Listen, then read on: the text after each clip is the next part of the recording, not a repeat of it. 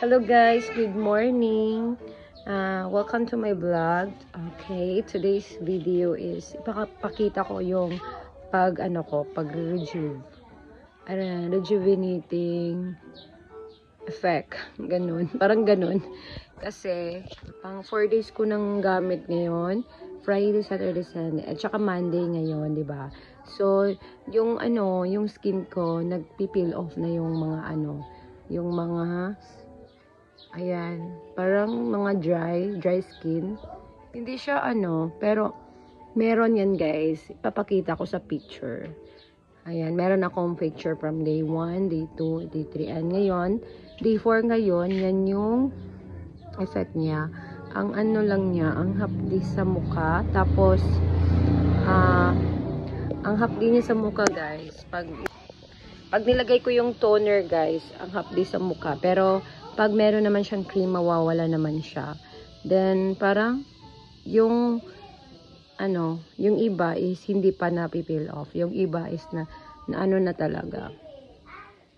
Ayan. So, update ko kayo ulit pag na siya. Ayan yung mga pimples ko. Ito guys, ayan ang ng kamay ko. Ito guys, pimple ko yan. Ayan guys, is pimple ko yan. Dito din meron. Pero ito nagla-light na siya kasi dark talaga yan. Tapos, wait, pakita ko siya ng maayos para makita niyo yung difference ng ayan guys. Ganyan siya. Tapos, alang minutes lang yun, parang vitamins lang kasi 7 AM pa dito. Ayan, nakita na yung peel off na mukha ko, ayan. Ayan. Yan, kasi nag-rejuvenating ako, guys. So, tignan natin in 1 week after kung meron ba talaga siyang magandang result. Ayan. So, ayan guys, nanghilamos na ako. Ayan, kanina kasi hindi ako naghilamos. Ngayon, ayan, naghilamos na ako. Tignan nyo guys. Ayan, normal lang ba yan? Ayan, parang nag-glass skin na yung mukha ko guys. Saka Tapos, maglalagay pa ako ng toner. Ito, kakailamos ko lang, guys. Yan yung mukha ko. Ito, nagpipeel off talaga yan. Ayan. Kita ba yung skin ko? Ayan siya, guys, oh. Ayan, guys, magtutuner lang ako. Very light lang yung tuner na ginagamit ko kasi ayan lang. Hindi siya masyadong ayan lang guys. Ano lang talaga siya, hindi siya kailangan i-push mong malakas. Yung lightweight lang talaga. Ayan.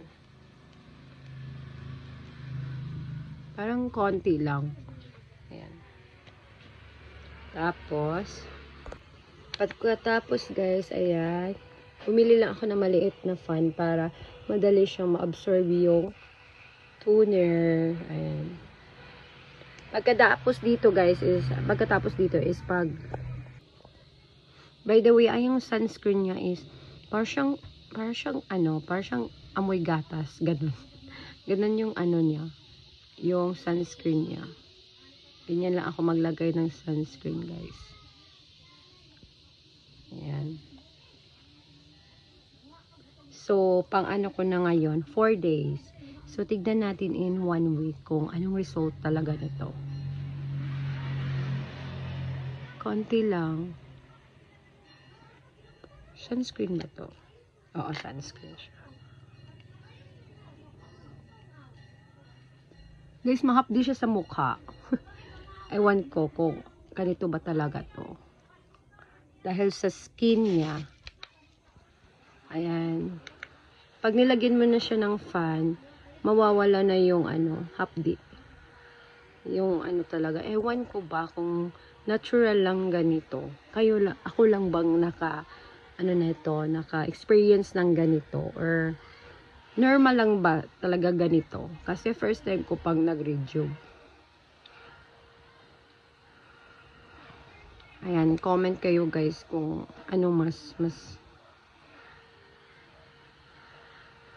kung tama ba to ginagawa ko. Ayan siya.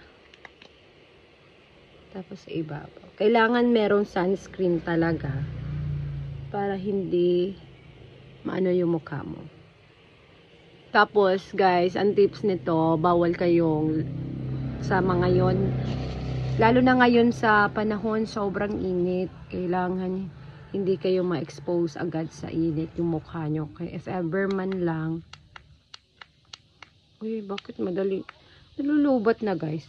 If ever man lang na lalabas kayo sa bahay, kailangan may dala kayong payong or kahit ano, pangtakip sa mukha nyo na hindi talaga ma-expose agad sa sun yung mukha ninyo.